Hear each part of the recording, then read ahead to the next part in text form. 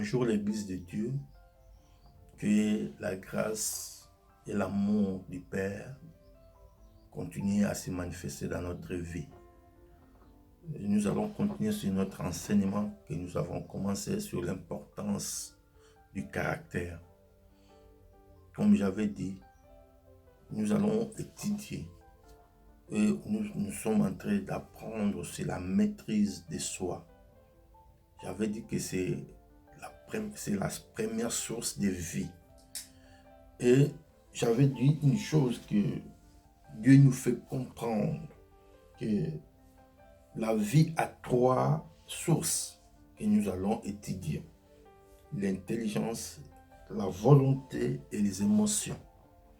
Et nous allons comprendre sur l'intelligence. C'est-à-dire quand on parle sur l'intelligence, on fait la référence sur la mentalité, c'est-à-dire au système de pensée. Le système de pensée d'une personne. La mentalité, c'est-à-dire sur le système de pensée d'une personne. C'est la première source de la vie. Comment quelqu'un pense, comment une personne pense, c'est ça, la première source de la vie. Le mode de vie de l'homme est créé dans sa mentalité. Le mode de vie de l'homme, d'une personne, est créé par sa mentalité. C'est pourquoi même le Seigneur Jésus avait dit dans Matthieu 9, verset 17, on peut le voir. Frères et sœurs, Matthieu 9, verset 17, la Bible nous dit, dans Matthieu 9, verset 17, la Bible nous dit,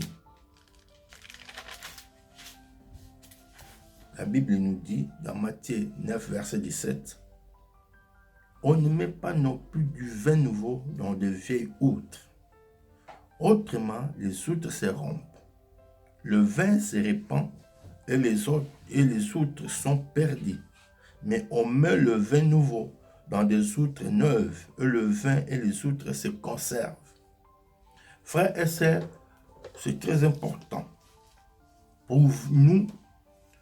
Si nous voulons avancer, nous devons savoir renouveler notre intelligence. C'est pour cela que la Bible insiste de renouveler notre intelligence. Parce que c'est là, on ne peut pas avancer si nous n'avons pas renouvelé notre intelligence. Comme la Bible dit, on ne peut pas mettre des vins nouveaux dans des vieilles outres. Non. C'est-à-dire, frères et sœurs, cela veut dire seulement pour passer à un autre niveau, à un autre stade de la vie, il faut d'abord mettre en équation notre mentalité. Si ce n'est pas le cas, ça sera grave pour nous. On ne peut pas avancer si nous avons la même mentalité. C'est pour cela que Paul avait insisté de savoir renouveler notre intelligence. De savoir renouveler notre intelligence. Frères et sœurs, par conséquent, il est important de veiller avec attention sur cette partie de notre âme, sur l'intelligence. Savoir veiller sur cette partie. Moi, je condamne souvent les parents qui disent à leurs enfants, ou bien toi tu dis à ta fille, ou bien à ton fils, tu ne vaux rien. Beaucoup d'attention. Nous devons savoir prendre soin, faire beaucoup d'attention sur cette partie de notre âme, sur l'intelligence. Cela peut influencer la vie de ton enfant, la vie de quelqu'un. Amen. Parce que nous devons comprendre l'importance de la mentalité dans notre vie. Parce que comme nous voyons le monde,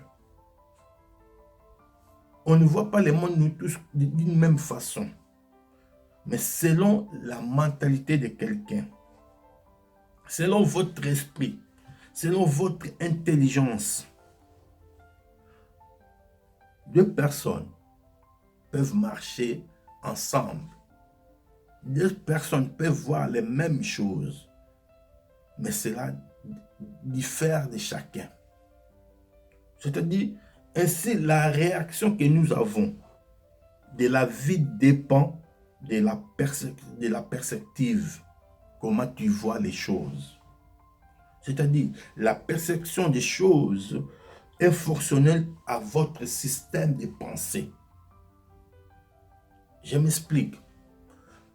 Frères et sœurs, c'est très important, l'Église, de comprendre cela. Nous devons veiller sur l'intelligence. C'est une partie de l'âme. C'est-à-dire dans notre mentalité. La façon de voir les choses dépend de tes pensées. La façon de voir le monde dépend de tes pensées. Dépend du système de tes pensées. C'est pour cela que j'avais dit, deux personnes peuvent voir la même chose, mais pourtant leur perception sera différente. Nous allons voir dans Nombre, dans la Bible, Nombre chapitre 13. Nombre chapitre 13, dans le livre de Nombre, chapitre 13.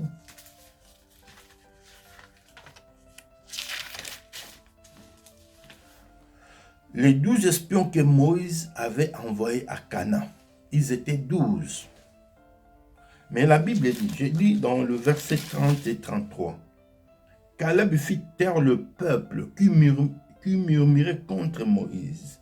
Il dit, montons, emparons-nous du pays, nous y serons vainqueurs.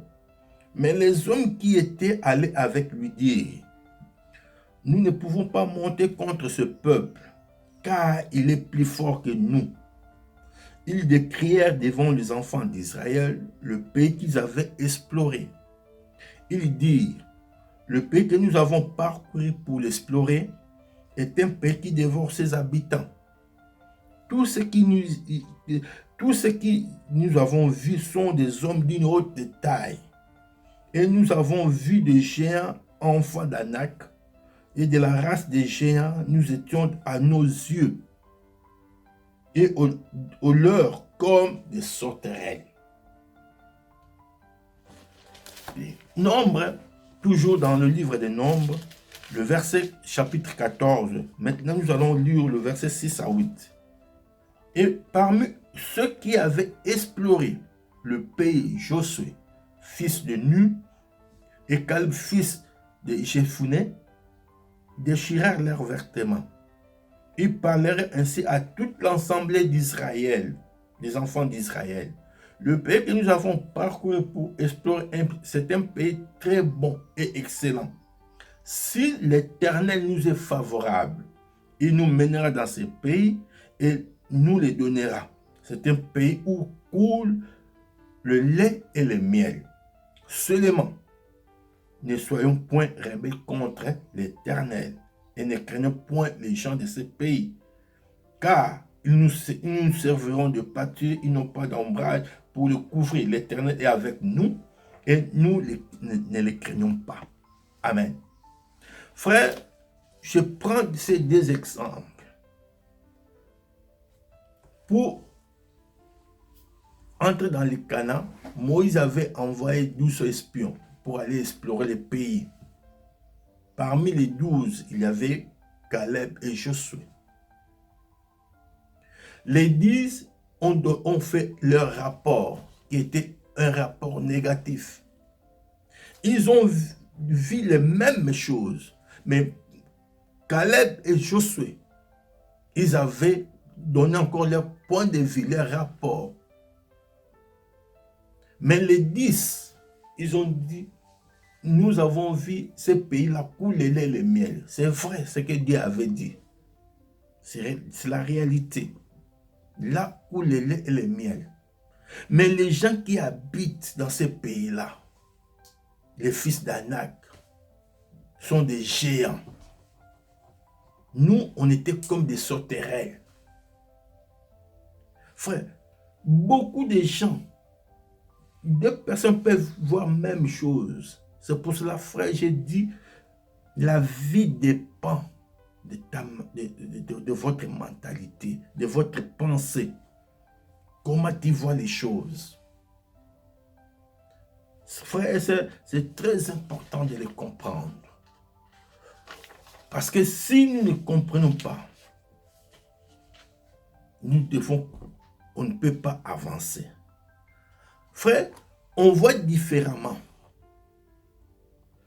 C'est-à-dire, quand nous regardons, deux personnes regardent les choses, nous ne voyons pas par nos yeux, mais nous voyons par notre âme, par notre pensée.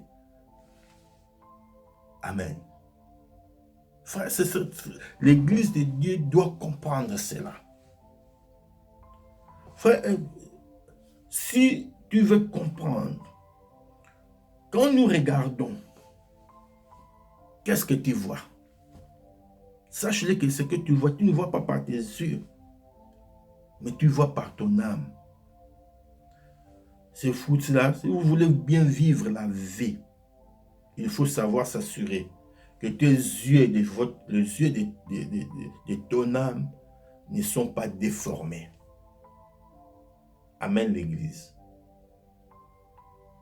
Si tu veux réussir, rassure-toi que les yeux de ton âme ne sont pas déformés. Frère, cette réalité est ignorée par beaucoup de gens, beaucoup de serviteurs, beaucoup même des hommes de Dieu. Ils prient, ils jeûnent, ils prennent du temps, ils ont l'onction divine, ils ont l'onction de Dieu, mais ils ne renouvellent pas leur intelligence. C'est pour cela que Paul avait insisté de savoir renouveler l'intelligence, notre intelligence. Frère, quand tu regardes, même maintenant dans ce monde, pendant le monde traverse la pandémie, quand tu écoutes les informations, quand tu regardes la télé, tu vas voir que tout est devenu noir, comme il n'y a plus d'espoir. Selon la conception de chacun, selon la mentalité de chacun de nous. Amen. C'est très important à l'Église de Dieu de comprendre cela. Tu peux avoir l'onction de Dieu. Tu peux avoir la puissance de Dieu. Tu peux être né de nouveau. Tu pries, tu gênes. Tu as l'onction. Mais si tu ne renouvelles pas ton intelligence, cela ne va nulle part. C'est pour cela, frère, tu vas voir que malgré que beaucoup de gens, beaucoup de serviteurs, ils ont tous cela, l'onction. Ils prient, ils gênent, mais ils échouent toujours. Leur ministère n'avance pas. Leurs problèmes, leur famille, toujours des problèmes. Parce que leur intelligence n'est pas renouvelée. C'est comme Israël, le peuple d'Israël. Ils ont marché avec Dieu. Ils avaient l'onction de Dieu. Ils ont mangé la manne. Ils ont vu la main de Dieu. Comment Dieu a fait les miracles. Comment Dieu a fait des prodiges devant eux. Mais ils ont mouru dans le désert. Parce qu'ils n'ont pas renouvelé leur intelligence. C'est très important, l'Église de Dieu, de comprendre cela. Tu peux avoir une grande puissance en toi. Mais si tu ne renouvelles pas ton intelligence, une partie de ton âme, tu ne verras pas la gloire de Dieu. C'est pour cela, frères et sœurs, malgré que Dieu était au milieu d'eux, il était au milieu d'Israël. Ils étaient avec Dieu. Ils marchaient avec Dieu.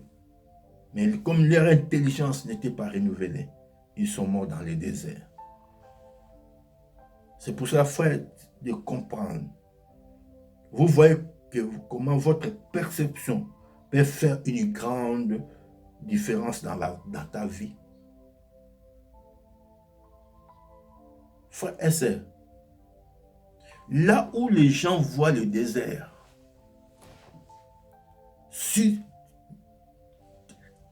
les yeux de ton âme est renouvelé, toi tu vas voir de l'abondance. C'est-à-dire, frères et sœurs, vous voyez comment votre perception peut faire une grande différence. Ne soyez pas comme les autres. Nous devons chercher à renouveler notre intelligence. C'est très important, frères et sœurs.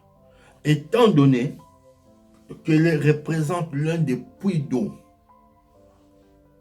là où vous tirez votre vie, vous devez chercher à maîtriser votre intelligence. C'est-à-dire, vous devez chercher à maîtriser votre mentalité. C'est très important, l'Église de Dieu, de comprendre cela. Dieu a besoin de nous. Savoir renouveler ton intelligence. Paul insiste de renouveler notre intelligence, de ne pas les marier avec le siècle présent. Tu veux avancer dans la vie chrétienne, tu veux avoir du succès, tu veux marcher avec Dieu, renouvelle ton intelligence. Parce que c'est la source de la vie. Votre perception.